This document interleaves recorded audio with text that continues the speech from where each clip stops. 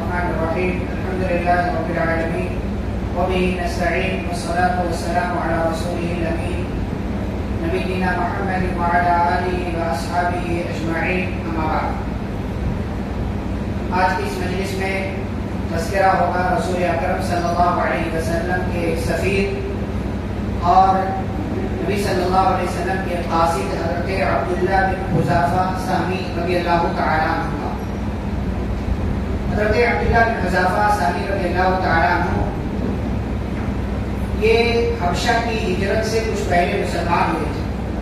مکہ کے اندر ہی پیدا ہوئے تھے, وہیں کے رہنے والے تھے اور شروع میں بالکل مسلمان ہوئے جبکہ چند گنے چنے لوگ ہی مسلمان ہوئے تھے اور رسول اکرم صلی اللہ علیہ وسلم کی دعوت کو قبول کیا. اور جب مسلمانوں کو ستایا جانے لگا تو آپ صلی اللہ علیہ وسلم کے حکم سے کچھ لوگ جو حبشہ ہجرت کر کے گئے ان میں حضرت عبداللہ بن حذافہ سہمی رضی اللہ تعالیٰ عنہ بھی شامل ہیں. اور پھر جب بعد میں پیارے رسول صلی اللہ علیہ وسلم ہجرت کر کے مدینہ پہنچے اور حبشہ کے مسلمانوں کو بھی معلوم ہوا کہ حالات بدل گئے ہیں اور مسلمانوں کا اپنا علاقہ, مسلمانوں کی اپنی حکومت مدینہ کے اندر بن رہی ہے, تو حبشہ کے مسلمانوں کے دلوں میں بھی خواہش پیدا ہوئی کہ کاش ہمیں بھی رسول اکرم صلی اللہ علیہ وسلم کے پاس جانے کا موقع ملتا. اور بہرحال یہ موقع ملا اور 6 ہجری میں جنگ خیبر کے بعد یہ تمام حبشہ کے مہاجرین دوبارہ ہجرت کر کے مدینہ پہنچ گئے اور رسول اکرم صلی اللہ علیہ وسلم سے ملاقات کی. اس کے بعد کی جنگوں میں حضرت عبداللہ بن حذافہ رضی اللہ تعالیٰ عنہ شامل رہے, لیکن حضرت عبداللہ بن حذافہ رضی اللہ تعالیٰ عنہ کی زندگی کے 2 اہم مواقع ہیں. وہی 2 بات میں ان کے تعلق سے صرف ذکر کروں گا. پہلا موقع جب آیا کہ جب مشرکین سے صلح حدیبیہ کے موقع سے صلح ہو گئی اور 10 سال کے لیے جنگ بندی کا اعلان کر دیا گیا, تو اب رسول اکرم صلی اللہ علیہ وسلم نے اس موقع سے فائدہ اٹھاتے ہوئے بادشاہوں, ذمہ داروں, عمراء, گورنروں کے نام خطوط روانہ کی. تو یہ خط لے کر کے کون جائے گا, اس کی ایک ٹیم تیار کی صحابہ کی جن کو حالات کا, جن کو راستوں کا بخوب علم تھا. اسی ٹیم میں ایک نام تھا حضرت عبداللہ بن حذافہ رضی اللہ تعالیٰ عنہ کا. آپ صلی اللہ علیہ وسلم نے ان کو منتخب کیا, ان کو بتایا کہ آپ سب کی کیا ذمہ داری ہوگی, اور شروع میں 8 بڑے لوگوں کے نام آپ صلی اللہ علیہ وسلم نے خط روانہ کیے. روم کے بادشاہ, ایران کے بادشاہ, حبشہ کے بادشاہ, رومان کے بادشاہ اور دیگر بادشاہوں کی طرف, مصر کے بادشاہ وغیرہ کی طرف آپ صلی اللہ علیہ وسلم نے خطوط بھیجے, لیٹرز بھیجے. ایک خط جو آپ صلی اللہ علیہ وسلم نے بھیجا, اس وقت کی سپر پاور طاقت ایران کے بادشاہ کسرا جس کا لقب ہوتا تھا اور جس کا نام جو اس وقت بادشاہ تھا اس کو خسرو پرویز کہتے ہیں, اس کو خسرو پرویز اس کا نام تھا. ویسے اس وقت جو ایران, جو روم اور جو حبشہ کی حکومت تھی, ہر ایک بادشاہ, جو بھی بادشاہ آتا تھا تو ایران کے بادشاہ کو کسرا, روم کے بادشاہ کو قیصر اور حبشہ کے بادشاہ کو نجاشی کہا جاتا. جو بھی بادشاہ ہو اس کا نام الگ ہوتا تھا لیکن کسی لقب سے مشہور ہوتا تھا. جیسے پہلے کے زمانے میں مصر پر جو بھی حکومت کرتا تھا اس کو فرعون کہا جاتا, اس کو فرعون کہا جاتا. تو موسیٰ علیہ السلام کے زمانے والا فرعون الگ ہے, دوسرے فرعون اور ہوتے رہے. ایسے ہی آج بھی بہت سارے ملکوں میں جہاں کوئی ذمہ دار ہوتا ہے, یوکے وغیرہ میں آج بھی کوئی بھی ذمہ دار ہو اس کا نام اسی سے اول, دوم, سوم, چاروں اسی طریقے سے چلتا رہتا ہے لیکن نام وہی ہوتا ہے. تو ایران کا جو بادشاہ تھا جس کو کسرا کہا جاتا تھا اس کا نام خسرو پرویز تھا. آپ صلی اللہ علیہ وسلم نے اس کی طرف لیٹر بھیجا اور یہ خط دے کر کے حضرت عبداللہ بن حذافہ سہمی رضی اللہ تعالیٰ عنہ کو روانہ کیا. حضرت عبداللہ بن حذافہ سہمی رضی اللہ تعالیٰ عنہ ایک عام انسان کی طرح ایک چادر اوڑھ کر کے سواری پر سوار ہو کر کے ایران کے بادشاہ کسرا کے پاس پہنچے. اس کو پہلے سے اطلاع مل گئی تھی تو اس نے اپنا دربار سجا رکھا تھا تاکہ اپنی شان و شوکت کا مکمل طور سے اظہار کیا جائے. حضرت عبداللہ بن حذافہ رضی اللہ تعالیٰ عنہ عام سے لباس میں کسرا کے دربار میں پہنچے اور کسرا کے دربار میں جب آگے بڑھنے لگے کہ بادشاہ کی طرف پہنچو اور خط اس کے ہاتھ میں دوں, تو بادشاہ نے کہا کہ اس سے خط لے کر کے میری طرف لے آؤ, یعنی اس سے کوئی خط لے لے اور میری طرف میرے پاس لے کر کے آئے.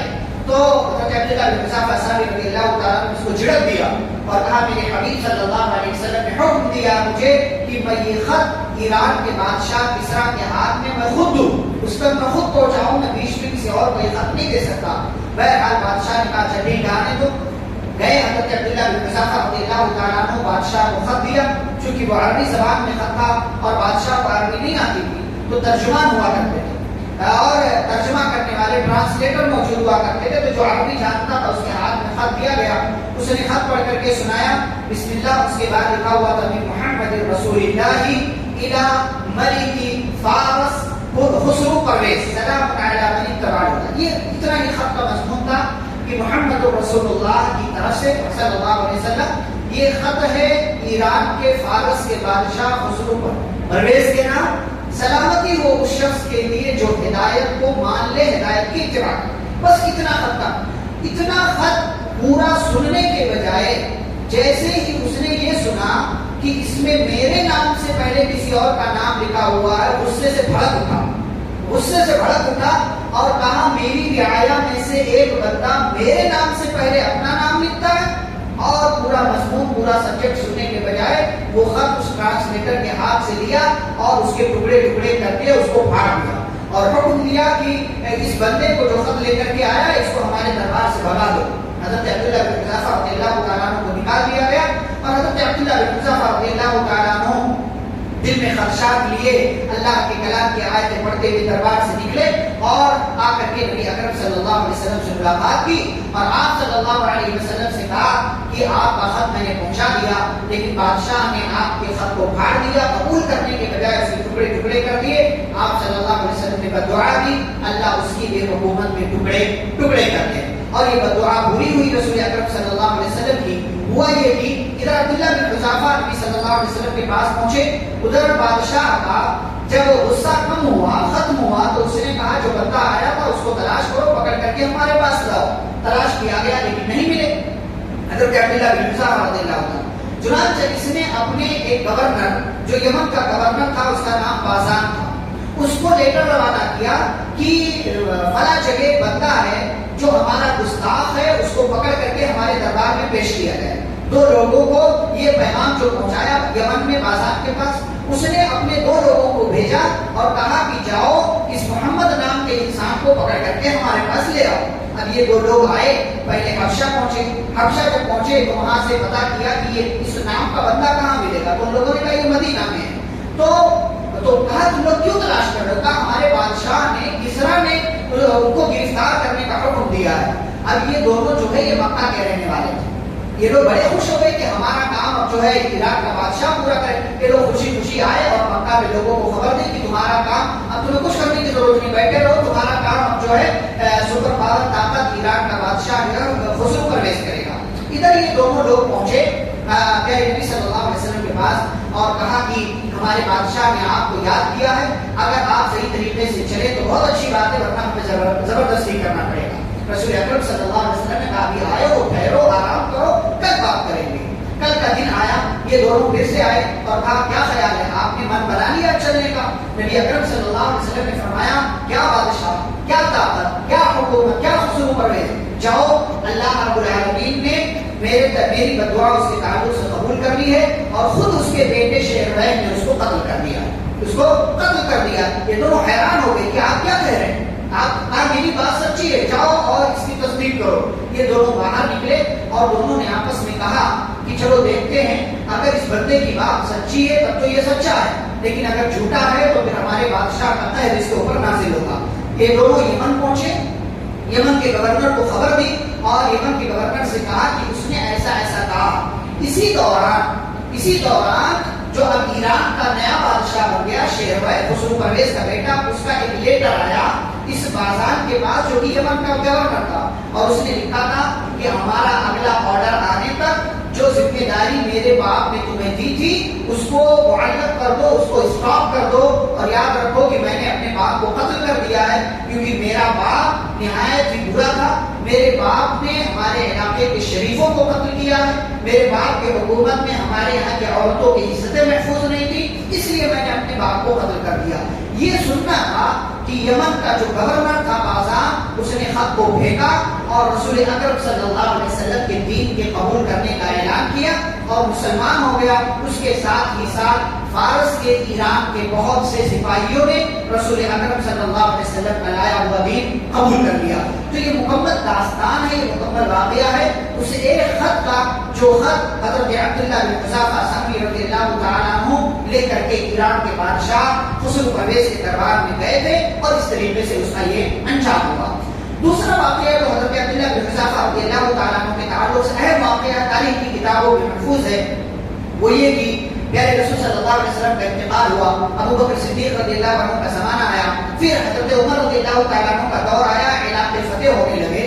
تو روم کا بادشاہ جو تھا 19 ہجری میں مسلمانوں پر حملہ کرنے کا پلان کر رہا تھا. ادھر عمر رضی اللہ تعالیٰ عنہ روم پر حملہ کرنے کا پلان بنا رہے تھے, اور ادھر روم کے بادشاہ نے یہ اعلان جاری کیا تھا کہ اگر کوئی مسلمان قیدی پکڑ میں آ جاتا ہے, اگر اس کو پکڑ سکتے ہو تو ہمارے دربار میں پکڑ کر لے آؤ. چنانچہ کئی مسلمانوں کو روم کے سپاہیوں نے گرفتار کر لیا. گرفتار کر کے اپنے بادشاہ قیصر کے پاس لے کر کے گئے. قیصر کے پاس جب پہنچے تو بادشاہ نے سارے قیدیوں کو قید کر دیا. عبداللہ بن حذافہ سہمی رضی اللہ تعالیٰ عنہ سے اس نے کہا کہ دیکھو آپ شریف لگتے ہو, اچھے لگتے ہو, ہمارا دین قبول کر لو, ہم تمہیں جو ہے چھوڑ دیں گے. حضرت عبداللہ بن حذافہ رضی اللہ تعالیٰ عنہ نے انکار کر دیا. پھر اس نے کہا کہ آپ ہمارا دین قبول کر لو, ہم اپنے یہاں اپنی حکومت میں آپ کو کوئی اچھا سا عہدہ دے دیں گے. حضرت عبداللہ بن حذافہ سہمی رضی اللہ عنہ نے انکار کر دیا, اور اس کے بعد ان کو جیل میں ڈال دیا گیا, قید میں ڈال دیا گیا. اور پھر بادشاہ نے حکم سنایا کہ ان کو پھانسی دینی چاہیے, ان کو سولی پر لٹکا دیا جائے. چنانچہ حکم پر عمل کرنے کی تیاری ہونے لگی اور ان کو لٹکایا گیا. اور لٹکایا جب گیا تو بادشاہ نے حکم دیا کہ ان کو تیر مارو, اور تیر مارو ایسی جگہ کہ ان کے ہاتھ پاس وہ تیر لگے, ان کو نہ لگے. جب تیر کی بوچھار شروع ہوئی تو پھر سے یہ بادشاہ حضرت عبداللہ بن حذافہ رضی اللہ تعالیٰ عنہ کا آفر دیتا ہے کہ آپ ہمارا دین قبول کر لو, ہمارا دین قبول کر لو, عیسائیت اپنا لو, تمہاری جان بچ جائے گی. حضرت عبداللہ بن حذافہ نے انکار کر دیا. بادشاہ نے پھر سے تیر کا حملہ کرنے کا حکم دیا, اور کہا پیر کے پاس مارو. پیر کے پاس مارا گیا. پھر سے آفر کیا, انہوں نے انکار کر دیا. کہا ان کو نیچے اتارو. نیچے اتارا گیا, اور ایک بڑے سے کڑاہے میں, ایک بڑے سے برتن میں جو ہے تیل کو گرم کرنے کا اعلان کیا بادشاہ نے. کہا تیل گرم کرو, ہم اس بندے کو اس میں چلا کر کے ختم کریں گے. حضرت عبداللہ بن حذافہ رضی اللہ تعالیٰ عنہ کے سامنے تیل گرم کیا گیا, اور جب تیل اچھی طریقے سے گرم ہو گیا تو دو مسلمانوں کو بلایا جو قیدی تھے. ان میں سے ایک مسلمان قیدی کو بادشاہ نے اس گرم تیل میں ڈالنے کا حکم دیا. اس مسلمان کو اس گرم تیل میں ڈال دیا گیا. اور آپ جانتے ہیں گرم تیل میں کوئی چیز پڑ جائے اس کی کیا حیثیت ہوتی ہے, ان کے ساتھ وہ معاملہ ہوا. حضرت عبداللہ بن حذافہ رضی اللہ تعالیٰ عنہ سے بادشاہ نے کہا تم ہمارا دین قبول کر لو, ورنہ تمہارے ساتھ بھی یہی سلوک ہوگا. حضرت عبداللہ بن حذافہ رضی اللہ عنہ نے انکار کر دیا. بادشاہ نے کہا ڈال دو. جب سپاہی لے کر کے جانے لگے, حضرت عبداللہ بن حذافہ رضی اللہ تعالیٰ عنہ رونے لگے, آنکھوں سے آنسو بہنے لگے. تو سپاہیوں نے دیکھا اور کہا یہ تو واقعی رو رہا. بادشاہ نے سمجھا کہ کہیں جان کے خوف سے رو رہا ہوگا, تو ہمارے پاس لایا گیا. تو کہا کہ اب تو ہمارا دین قبول کر لو.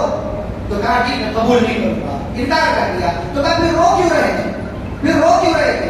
کہا وہ اس لیے رہا تھا کہ میں سوچ رہا ہوں کہ میری ایک ہی جان ہے جو اللہ کے راستے میں دے رہا ہوں, اس دین کی خاطر میرے پاس اور جانیں ہوگی تو میں اللہ کی خاطر قربان کر دیتا. بادشاہ یہ سن کر کے بڑا تعجب میں اور حیرت میں پڑا, اور اس نے کہا کیا تم میرے سر کا بوسہ لے سکتے ہو, کیا تم میرا سر چوم سکتے ہو؟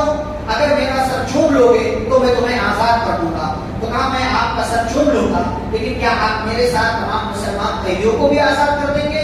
کہا ہاں میں آزاد کر دوں گا. اس کے بعد عبداللہ بن حذافہ رضی اللہ عنہ نے سوچا اگر اس کافر کے سر کا بوسہ لینے سے میں اور تمام مسلمان قیدی چھوٹ جاتے ہیں تو اس میں حرج کی کیا بات ہے, اور انہوں نے بوسہ لے لیا. بادشاہ وعدے کا پکا تھا, اس نے وعدے کے مطابق تمام قیدیوں کو اور انہیں آزاد کر دیا. حضرت عبداللہ بن حذافہ رضی اللہ تعالیٰ عنہ قید سے آزاد ہو کر کے عمر رضی اللہ تعالیٰ عنہ کے پاس پہنچے, پورا واقعہ سنایا, اور واقعہ سنانے کے بعد حضرت عمر رضی اللہ تعالیٰ عنہ بڑے خوش ہوئے, اور خوش ہو کر کے تمام مسلمانوں کو یہ حکم دیا اور کہا حق علی کل مسلم ان يقبل راس عبد الله بن حذافة وانا ابلغ.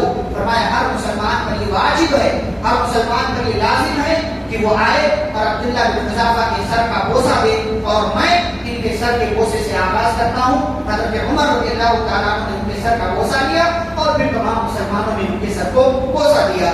یہ ایک واقعہ ہوا کہ ان کی فراست، ان کی عقل مندی، ان کی ذہانت، ان کی ہوشیاری اور بہترین فیصلے کے ذریعے نہ صرف وہ خود بچے بلکہ تمام مسلمان قیدیوں کو بھی آزاد کرا کے لے آئے۔ یہ حضرت عبداللہ بن حذافہ رضی اللہ تعالیٰ عنہ کی زندگی کی ایک مختصر سی جو ہے سیرت کہہ لیجیے، داستان کہہ لیجیے یا واقعہ کہہ لیجیے، اور پھر اس کے بعد ان کی زندگی چلی اور 33 ہجری میں مختلف جنگوں میں شریک رہے، کمانڈر تھے، لیڈر تھے، قائد تھے، مختلف جنگوں میں شریک رہے۔ ان کی ذہانت سے مسلمان فائدہ اٹھاتے تھے، اور ان کی ایک بڑی خوبی یہ تھی کہ جیسے ہمارے یہاں بعض لوگ ہوتے ہیں نا کہ جو ہنسانے کا کام کرتے ہیں، یعنی کچھ بھی بولتے ہیں تو ان کی زبان میں ایک لطیفہ جیسا ہوتا ہے کہ وہ ہوتے ہیں مجلس میں تو مجلس جو ہے ہنسنے مسکرانے والی رہتی ہے۔ ایسے ہی حضرت عبداللہ بن حذافہ رضی اللہ عنہ جہاں بھی موجود رہتے غم کا ماحول نہیں بننے دیتے تھے، ہنسنے ہنسانے کا کام کرتے رہتے، اور جھوٹ بول کر کے نہیں، اچھی باتیں بول کر کے، اچھے انداز میں بول کر کے ہنسنے ہنسانے کا کام حضرت عبداللہ بن حذافہ رضی اللہ تعالیٰ عنہ کرتے رہتے تھے۔ اور اسی وجہ سے بعض لوگوں نے ان کو صاحب لطیفہ کہا ہے کہ یہ ہنسنے ہنسانے والے لوگوں میں سے تھے۔ ہنسنا ہنسانا ان کا کام تھا، غم کے ساتھ رہنا اور جو ہے ایک پریشانی والا ماحول ان کو پسند نہیں تھا، اس لیے ہنسنے ہنسانے کی بات کرتے رہتے تھے۔ جنگوں میں بھی شریک رہے، اور 37 ہجری میں 33 ہجری میں حضرت عثمان رضی اللہ تعالیٰ عنہ کی خلافت میں عبداللہ بن حذافہ سہمی رضی اللہ تعالیٰ عنہ کا انتقال ہوا، اور اس طریقے سے ایک صحابی، ایک بہترین صحابی، نبی اکرم صلی اللہ علیہ وسلم کے سفیر اور مسلمانوں کے پیشوا اور مسلمانوں کے جرنیل حضرت عبداللہ بن حذافہ رضی اللہ تعالیٰ عنہ کی زندگی مکمل ہوتی ہے۔ اللہ رب العالمین سے دعا ہے اللہ ہم سبھی کو صحابہ کرام سے محبت کرنے اور ان کے حقوق ادا کرنے کی توفیق عطا فرمائے۔ آمین۔ صلی اللہ علیہ وسلم۔ السلام علیکم ورحمۃ اللہ۔